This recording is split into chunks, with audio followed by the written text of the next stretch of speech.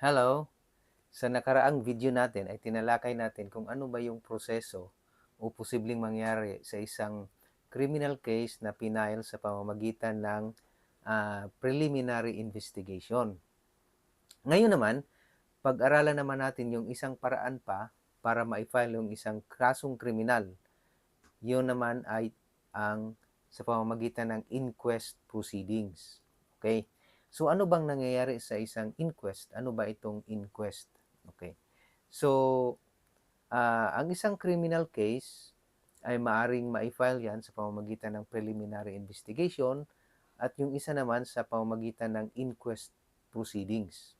Okay. So, kung nasundan nyo itong YouTube channel natin na ito, matatandaan niyo na tinalakay na natin kung ano ba yung mga sitwasyon kung saan pupwede ang warrantless arrest. Okay?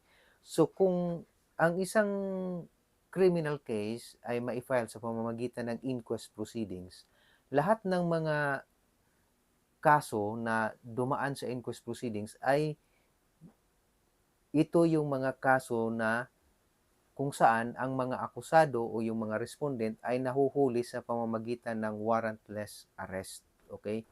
So, ano ba itong mga warrantless arrest? Kung natandaan nyo yung natalakay natin, kung sakaling nasundan nyo itong YouTube channel natin, yung mga nakaraan pa nating mga video, ito yung mga nahuli in flagrante delicto, yung nahuli sa akto. Okay? So, ito yung mga pag nahuli sa akto na gumawa ng krimen, pwede yang hulihin kahit walang warrant of arrest. So, pag nahuli yan sa pamamagitan ng uh,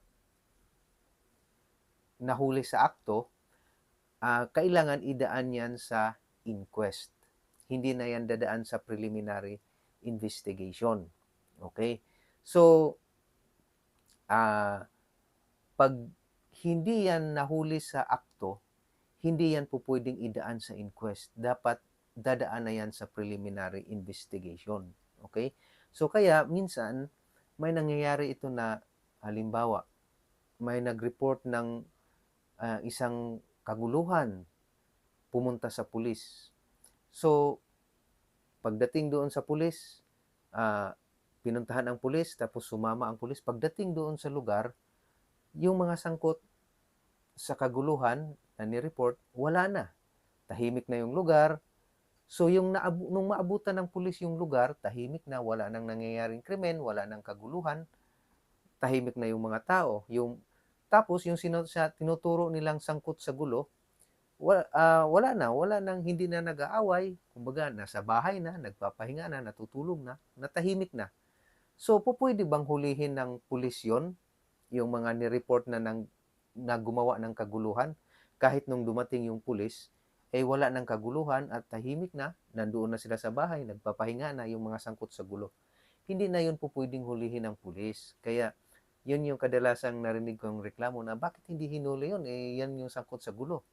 Kasi nga, hindi naman nahuli sa akto. Nung dumating yung mga pulis, wala na yung kaguluhan. Hindi na sila gumagawa ng krimen. Hindi na sila nanggugulo. So, walang personal knowledge ang pulis kung ano ba yung nangyayari.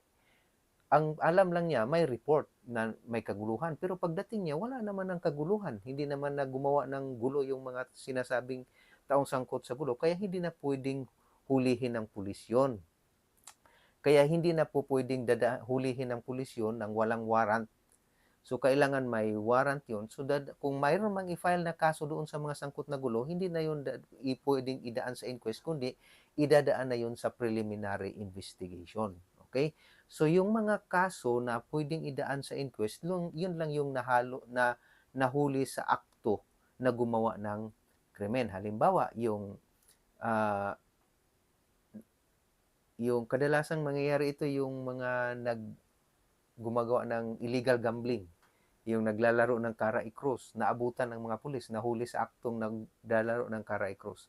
Pag nahuli yan, pupwede na yang hulihin ng walang warrant at kailangan madaan sa inquest proceedings yan.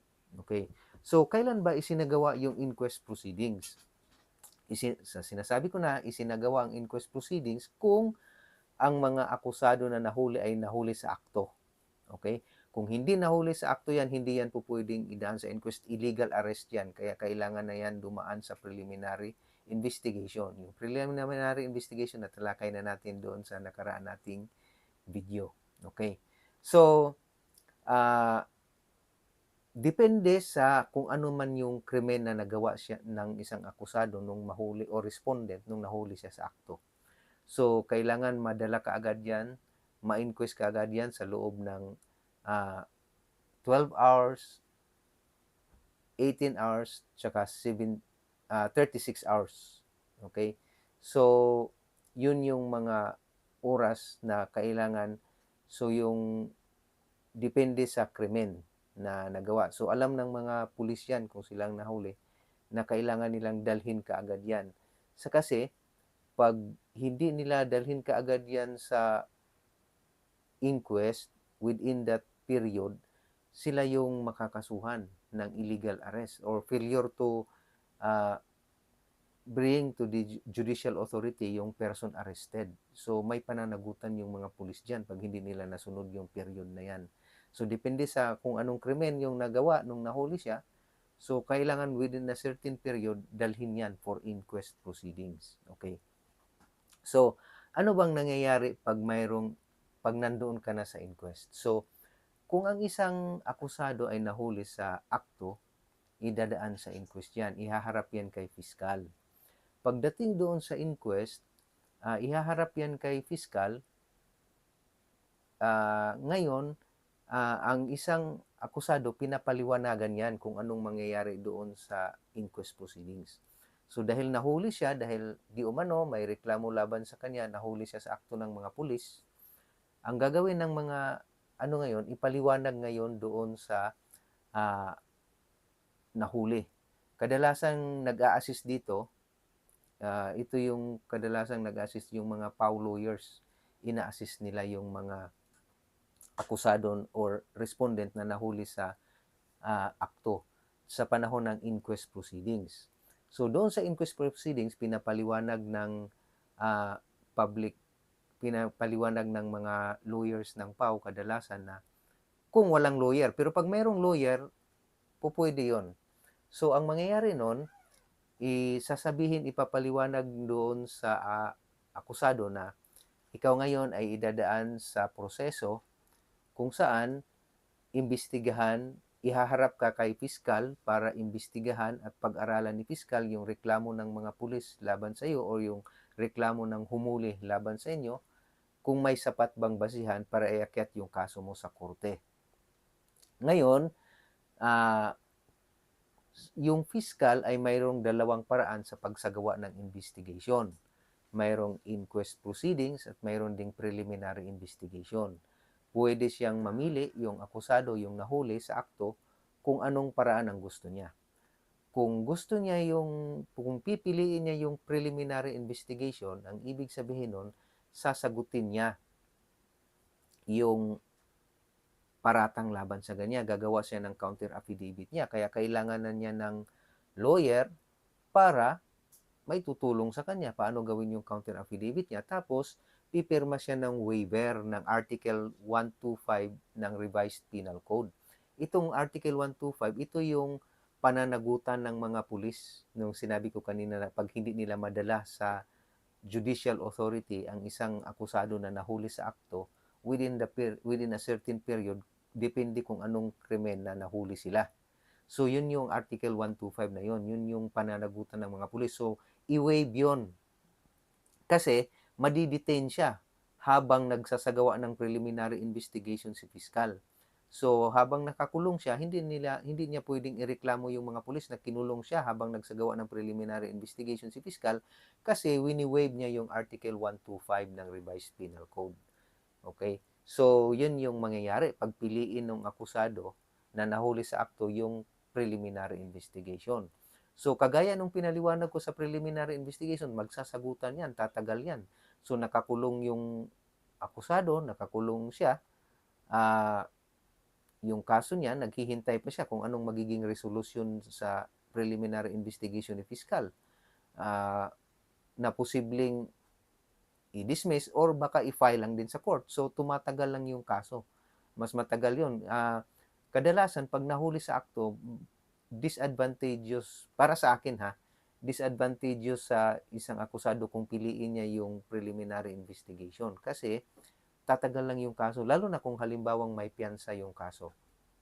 Kung gusto niyang makalaya kaagad na pansamantala, lalo na kung may pangpiyansa naman siya, ah, hindi siya makapagpiyansa kaagad kasi hindi pa ma-file yung kaso sa korte. Nandoon pa kay piskal. So, maghintay pa siya kung anong magiging resolusyon ni piskal. Kung i-file lang din yung kaso sa korte, so, yung preliminary investigation kasi tatagal yan baka abutin pa ng buwan yan. So, nakakulong ka, yung kaso mo hindi pa umuusad, naghintay ka pa kung kailan matapos ang preliminary investigation ni piskal. At saka kung i-file lang din ang kaso sa korte, tuloy lang din. So, naka-detain ka, nakakulong ka, yung kaso mo, yun nga, maghintay ka pa ng matagal bago matapos yung preliminary investigation. At saka kung i-file lang, di tuloy-tuloy lang din yung pagkakulong mo. O kung may pansa, saka ka palang makapagpiyansa kung i-file na yan sa korte. So, nakakulong ka na ng ilang buwan. So, yun yung, para sa akin, sa pananaw ko, disadvantageous yun kung magpiliin ng akusado na nahuli sa akto yung preliminary investigation. Ngayon, kung ayaw naman niyang piliin yung preliminary investigation, gusto niya yung inquest proceedings, ang mangyayari ngayon yan, pansamantala, hindi na lang muna niya sagutin yung paratang laban sa kanya. So manahimik na lang muna siya dahil karapatan naman niya ang manahimik. Anumang sasabihin niya sa harap ni piskal, pag nagkamali siya ng sasabihin, maaaring gamitin laban sa kanya yun kung iakyat yung kaso niya sa korte. So pansamantala, hindi na lang muna niya sagutin yung mga paratang laban sa kanya. Hayaan niya lang muna si piskal na na lang ang magdesisyon base lang doon sa mga ebidensya at mga dokumento na ibibigay ng mga pulis sa kanya. Yun lang muna ang pag-aralan ni piskal, hindi na lang niya muna titingnan kung ano ba yung sagot o depensa ng akusado. Yun lang muna ang pag-aralan ni piskal kung may basihan ba yung reklamo na isinampan ng mga pulis laban sa akusado. Kung sakaling makita ni piskal na walang basihan, pwede nga rin niyang i-dismiss yung kaso. So pag nakita naman na may basihan, i-file niya kaagad, mabilis ma-file na kaagad yung kaso. So pag na-file yung kaso sa korte, pero by the way, hindi ibig sabihin na yung akusado hindi niya sinagot yung paratang sa harap ni piskal, hindi siya nag-file ng counter affidavit na nahimik na lang siya. Hindi ibig sabihin na tapos na yung kaso, inamin na niya yung kaso. Wala siyang gagawing pag-aamin doon. Ang ginagawa lang niya, ginamit lang niya yung karapatan niyang manahimik muna, hindi na lang muna siya magsalita. Paubaaya na lang muna niya kay piskal kung anong magiging desisyon niya base sa mga ebidensya na ibigay ng mga pulis sa kanya kung may basihan ba yung reklamo. Ngayon, kung i-file yan sa korte, pagdating sa korte, doon na lang sa korte niya harapin yung kaso, doon na lang siya magsalita. Kasi pagdating sa korte, at least meron na siyang abogado doon na tutulong sa kanya. Kung wala man siyang abogado, bibigyan siya ng korte ng abogado niya galing sa public attorney's office.